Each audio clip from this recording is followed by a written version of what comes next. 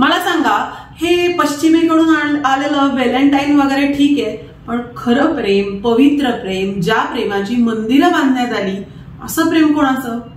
ज्यांना कळलं असेल त्यांनी लगेच कमेंटमध्ये मला सांगा. हो, सोपं आहे, राधाकृष्णाचं. तर मग या व्हॅलेंटाईनला का नाही आपण वेस्टर्न आणि इंडियन याचं फ्युजन करूया? म्हणजे व्हॅलेंटाईनला मस्त असे राधाकृष्ण जे काढायला अतिशय सोपे. म्हणजे खरं तर तुम्हाला हे सांगायची गरज नाहीये, कारण तुम्हाला माहितीये की मित्रकलावर आपण असं अगदी सोप्या पद्धतीने वेगवेगळे आर्ट फॉर्म शिकत असतो. बरोबर आहे ना? अच्छा, तुम्ही नवीन आहात का? अहो, मग एक काम करा, आधी लगेच सबस्क्राईब करून टाका, कारण म्हणजे असेच सोपे सोपे व्हिडिओ तुम्हाला बघायला मिळतील. पटत नसेल तर व्हिडिओ शेवटपर्यंत बघा, खरंच पटेल तुम्हाला. कारण इतक्या सोप्या पद्धतीने राधाकृष्ण आजपर्यंत तुम्हाला कोणी शिकवले नसतील. मग चला सुरुवात करूया. तुमच्याकडे फक्त पेपर पेन्सिल असेल ना तरी देखील हे तुम्ही ड्रॉइंग करू शकता. फक्त तुम्हाला व्यवस्थित दिसण्यासाठी मी इथे पेन वापरते. सगळ्यात आधी आपण कृष्णाचं चित्र काढतोय, त्याच्यासाठी आपल्याला 2 ट्रायंगल काढायचे. 2 ट्रायंगल म्हटल्यानंतर तुम्हाला लक्षात आलंच असेल की आपण वारली पेंटिंग करतोय, पण हे प्युअरली वारली पेंटिंग नाहीये. तर हे वारली पेंटिंग वरनं इन्स्पायर झालेलं पेंटिंग आहे, कारण ह्याच्यामध्ये 20-30% आपण वेगळ्या पद्धतीने काही एलिमेंट्स ऍड करतोय. तर 2 ट्रायंगल काढायचे. ट्रायंगल काढताना त्याच्या लाईन ज्या आहेत त्या कर्व लाईन काढायच्या. मग मान आणि डोक्याचा भाग काढून घ्यायचा. त्याच्यानंतर बासरी आपल्याला काढायची. आता मी मागच्या पण व्हिडिओमध्ये तुम्हाला सांगितलंय की एखादी वस्तू जेव्हा हातात घेतलेली आहे असं दाखवायचं असतं, तेव्हा आधी ती वस्तू काढायची आणि मग त्याच्यानंतर आपल्याला हाताचं ड्रॉइंग करायचं. म्हणजे ती जी फॉर्म आहे, ती जी ऍक्शन आपण दाखवतोय ती अतिशय व्यवस्थित येते. आता हे आपण कृष्णाचं पेंटिंग केलं. आता आपण राधेचं पेंटिंग करणार आहोत. पण मजा अशी झाली की ती खालची इंक वाळली नाही आणि ती हाताला लागून पेपर खराब होऊ शकतो. तुम्ही पण लक्षात ठेवा, जेव्हा तुम्ही ड्रॉइंग करत असाल आणि जेव्हा असं कलर वाळलेला नसतो तेव्हा अशी पट्टीमध्ये धरायची, म्हणजे हाताला रंग लागत नाही आणि हाताला लागलेला रंग पेपरला लागत नाही, त्यामुळे पेपर देखील स्वच्छ राहतो. राधेचं पेंटिंग पण अगदी सिमिलरली आपल्याला 2 ट्रायंगल कर्व लाईन काढून काढायचे. इथे जशा लाईन दाखवल्या तशा एक्झॅक्ट काढा, म्हणजे ते जे फिगर आहे ती अगदी छान दिसेल. त्याच्यामध्ये जी ग्रेस आहे, तो जो एलिगन्स आहे तो देखील येईल. आणि राधेचं चित्र काढताना लक्षात ठेवा की खालच्या बाजूचा जो ट्रायंगल आहे ना, तो दाखवताना थोडा मोठा दाखवायचा.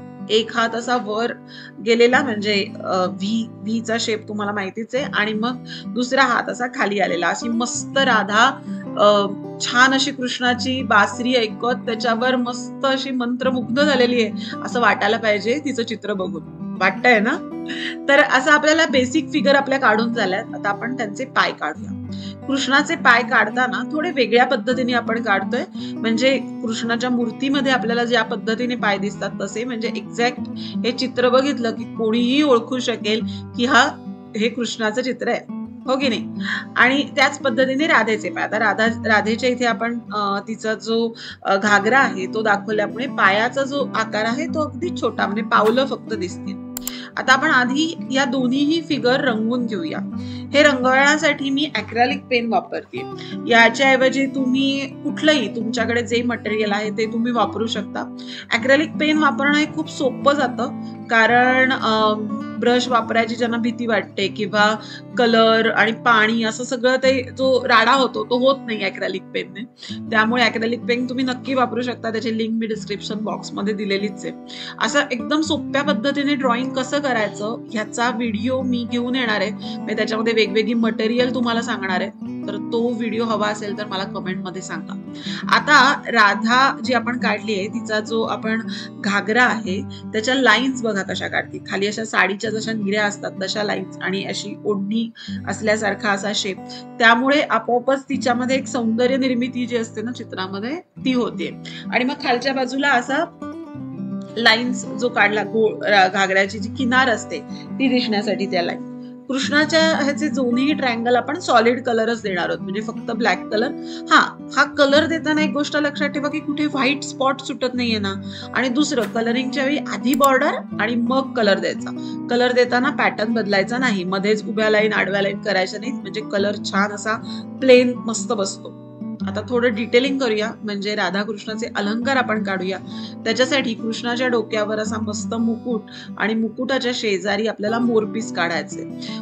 मोरपीसचा फॉर्म बघा, असा ड्रॉप सारखा शेप काढलाय आणि त्याच्या बाजूनी फक्त लाईन काढायच्या आहेत. झालं मोरपीस तयार. किती सोपं आहे की नाही काढायला, एकदम सोपं. ह्याच्याहून सोपं मोरपीस तुम्ही बघितलंच नसेल आजपर्यंत. आणि मग तो कृष्ण आहे तर अजून त्याला छान हे देण्यासाठी आपण त्याच्या खांद्यावर असा छान शेला दाखवतोय आणि त्या शेल्यावर डिझाईन म्हणून लाईन्स काढतोय. आता आपल्या ज्या फिगर्स आहेत त्याच्यामध्ये खूप फॉर्म आपण दाखवले नाहीयेत, अगदी सोप्या दाखवल्यात. तर अशा वेळेला हे डिझाईन तुम्ही लाईन्सच्या ऐवजी दुसरं पण वापरू शकता, पण खूप अलंकृत डिझाईन वापरू नका. नाहीतर असं पार्टीवेअर ड्रेसवर ट्रॅडिशनल दागिने घातल्यावर कसं वाटेल तसं वाटू शकतं या ठिकाणी. त्यामुळे लाईन्सच्या ऐवजी तुम्ही डॉट वापरा किंवा अजून काही तुम्ही बघा, आता जे सोपे फॉर्म्स आहेत ना तेच या ठिकाणी वापरा. आता राधेची ओढणी आपण इथे काढतोय, त्याच्यावरचं डिझाईन हे देखील आपण कृष्णाच्या शेल्यासारखं अगदी फक्त लाईन्सने काढतोय. आता ह्याच्यामध्ये तुम्ही काय करू शकता ना, की राधाकृष्ण म्हणजे राधेच्या ओढणीवरचं डिझाईन वेगळं, कृष्णाच्या शेल्यावरचं वेगळं, हे देखील करू शकता. पण मला ना यामध्ये थोडंसं साम्य दाखवायचं होतं, त्यामुळे मी दोन्ही ह्याच्यावरचं डिझाईन हे सेम दाखवलं आणि शेवटी असे लाईन्सने गोंडे दाखवले. आता राधाला थोडी ज्वेलरी दिली पाहिजे ना, राधा आहे ती शेवटी, त्यामुळे त्याच्या इथे असा हा आंबाडासारखा आकार आणि वर तुऱ्यासारखा आकार काढला. आपोआपच असं छान अलंकार घातल्यासारखी वाटायला लागली आणि दोन्ही हातामध्ये बांगड्या दाखवल्या. इथे आपल्याला क्षितिजी रेषा एक्झॅक्ट अशी रेषा न काढता अशा कर्व लाईन्स काढून त्याच्यावर गवत काढलं, कारण हा डान्सिंग फॉर्म आहे. तर त्यामधली जी ग्रेस आहे ना ती बॅकग्राऊंड मध्ये देखील आली पाहिजे, त्यामुळे असा पॅटर्न आपण इथे यूज केला. आता राधाकृष्ण जेव्हा नाचतात ते मंत्रमुग्ध होतात, त्याच्या बरोबर अख्खा निसर्ग त्यांच्या बरोबर असतो आणि हे आपल्या चित्रामध्ये पण दिसलं पाहिजे, बरोबर आहे ना. यासाठी मी इथे एक मस्त असा पक्षाचा फॉर्म वापरलाय. अगदी सोप्या पद्धतीने हा पक्षी आपण काढू शकतो. तर राधेच्या इथे एक पक्षी आणि कृष्णाच्या इथे एक पक्षी, असे दोन पक्षी मी इथे काढलेत. हे पक्षी कसे काढायचे हे तुम्हाला माहिती पाहिजे का, कारण इथे मी डिटेलमध्ये सांगत नाहीये, तुम्हाला सांगते मी कधी सांगणार आहे हे. तर हे पक्षी काढून त्याला पण असं अॅक्रेलिक कलरने आपण रंगवतोय. सगळं चित्र एका रंगात छानच दिसेल, पण तुम्हाला जर याच्यामध्ये असं काहीतरी व्हरायटी करायची असेल ना, जेणेकरून हे अजून छान दिसेल, तर नक्की तुम्ही करा. आणि असं जर तुम्ही काही केलं तर माझ्यापर्यंत पोचवायला विसरू नका. त्याचबरोबरीने शेजारी मी झाड दाखवते आणि त्या झाडाची पानं देखील गवतासारखी किंवा त्या पक्ष्यांना सूट होईल असं दाखवते. तर हे पक्षी, झाड, फुलं, हे गवत, याचा एक स्वतंत्र व्हिडिओ मी तुमच्यासाठी घेऊन येईल, ज्याच्यामध्ये डिटेलमध्ये हे शिकवेन. तो जर हवा असेल तर कमेंटमध्ये ट्री असं टाईप करायला विसरू नका. आणि मस्त अशा आपल्या राधाकृष्णांवर फुलांचा वर्षाव होतोय हे देखील आपण या चित्रात दाखवलंय. इतकं मस्त चित्र झालंय, मला तर हे चित्र खूप आवडलंय. तुम्हाला जर आवडलं असेल तर लाईक करायला विसरू नका. खूप कष्ट लागतात हे चित्र सगळं बनवायला. आणि त्याचबरोबरीने कमेंटमध्ये कसं वाटलं हे सांगायला देखील विसरू नका.